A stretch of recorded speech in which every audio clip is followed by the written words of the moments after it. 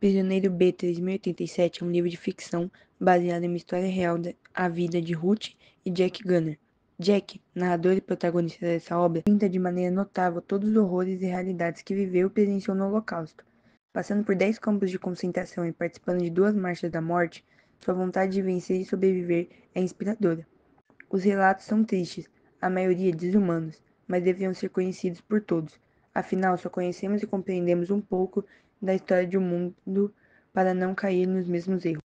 Nesse vídeo, iremos explorar sua história, desde o início à sua chegada na mina de sal de Wishcash.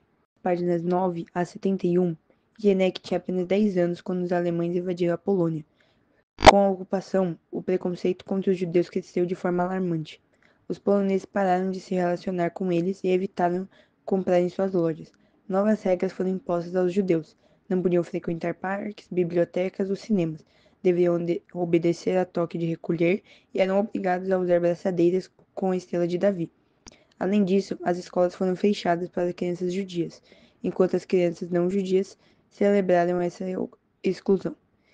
A comunidade judaica começou a perder seus empregos, suas lojas foram fechadas e seus pertences confiscados. Ienek e sua família, como muitos outros, enfrentaram mudanças drásticas. O bairro onde viviam foi transformado em gueto, cercado por muros, e todas as famílias não judias foram forçadas a sair. O espaço dentro do gueto era extremamente limitado, e suas famílias tiveram de compartilhar suas casas com até 3 outras famílias. Com escassez de alimentos, Ienek e seu pai riscavam tudo, saindo de madrugada para assar baguetes na padaria da família. A comida era cada vez mais rara, e cada pedaço de pão era valioso. A situação se tornou tão perigosa que a família decidiu mudar para um pombal no telhado do prédio, acreditando que ali estariam seguros. Mesmo em meio ao caos, a celebração do Bis Misav de Ienek foi realizada em segredo em um porão.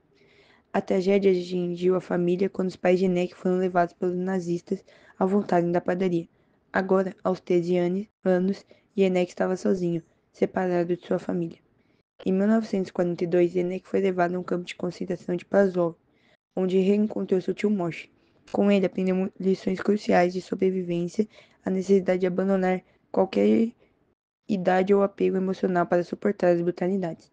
Nesse campo, ele conheceu a Mongot, o cruel comandante que frequentemente matava prisioneiros, usando até seus cães para isso.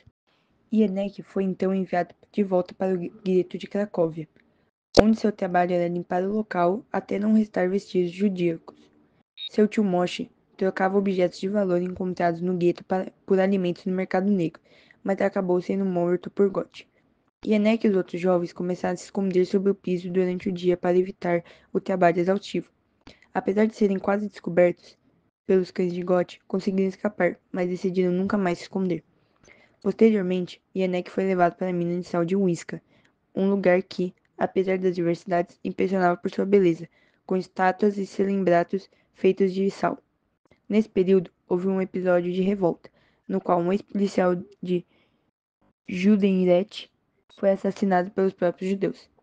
Esse relato transmite a resiliência e os desafios enfrentados por Ienek durante a guerra, destacando sua luta pela sobrevivência em um contexto tão desumano e brutal.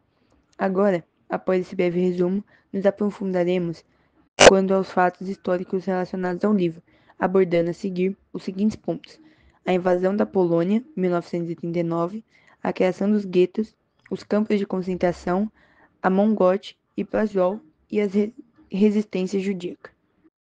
Agora iremos explicar os pontos apresentados. A invasão da Polônia pela Alemanha nazista, no dia 1º de setembro de 1939, marcou o início da Segunda Guerra Mundial.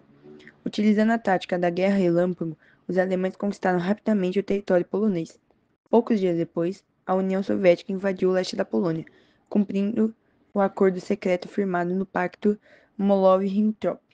O país foi então dividido entre 2 regimes totalitários. Sob domínio nazista, a população judaica enfrentou uma segregação cada vez mais severa. Os judeus foram confirmados em guetos, bairros murados onde foram forçados a viver em condições desumanas. O gueto de Cracóvia, por exemplo, abrigava cerca de 15 mil judeus em um espaço originalmente destinado para 3 mil pessoas. Esses guetos funcionavam como um estágio intermediário antes da deportação para os campos de concentração. Os campos de concentração se tornaram um símbolo de brutalidade e regime nazista. O campo de Plaszow, inicialmente construído como campo de trabalho forçado, logo passou a ser usado também para execuções em massa. Nesses locais era marcada por fome, trabalhos exaustivos e violência extrema. O comandante Plazou, a Mongote, era notariamente cruel, frequentemente assassinando prisioneiros e utilizando seus cães para torturá-los. A crueldade dos campos de concentração era sistemática e intencional, projetada para desumanizar e destruir os prisioneiros física e psicologicamente. Os prisioneiros eram submetidos a condições insalubres, com alimentação insuficiente e jornadas de trabalho exaustantes. Muitos eram forçados a realizar tarefas degradantes, como limpar os guetos destruídos, enquanto os outros eram usados em experimentos médicos desumanos. A violência era muito constante, com guardas frequentemente punindo ou executando prisioneiros sem motivo aparente. Essa brutalidade não apenas causava sofrimento imediato, mas também servia como uma ferramenta de controle e terror. Apesar das diversidades, os judeus organizaram atos de resistência.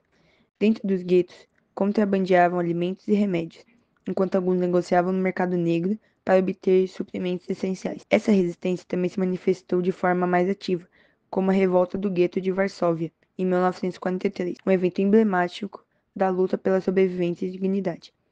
Entre os locais encontrados pelos nazistas estavam a mina de sal de Wiscar, famosa por sua beleza peculiar, com estátuas e canlembatas feitos de sal. Mesmo nesse cenário de opressão, atos e revoltas ocorreram, com a execução de colaboradores nazistas pelos próprios judeus. Esses eventos refletem tanto no sofrimento causado pela população nazista, quanto a resiliência e coragem daqueles que resistiram, mantendo sua humanidade em meio a uma das maiores tragédias da história. A narrativa relata os horrores do Holocausto e a luta pela sobrevivência durante a Segunda Guerra Mundial. A história de Jack reflete as suas experiências de muitos judeus, que enfrentaram perseguição, discriminação e condições desumanas nos guetos e nos campos de concentração. Ainda hoje, Jack mantém sua tatuagem com o número dos nazistas lideram, B3087, como uma forma de nunca esquecer desse tempo perdido. Aqui terminamos nosso resumo e análise crítica da história.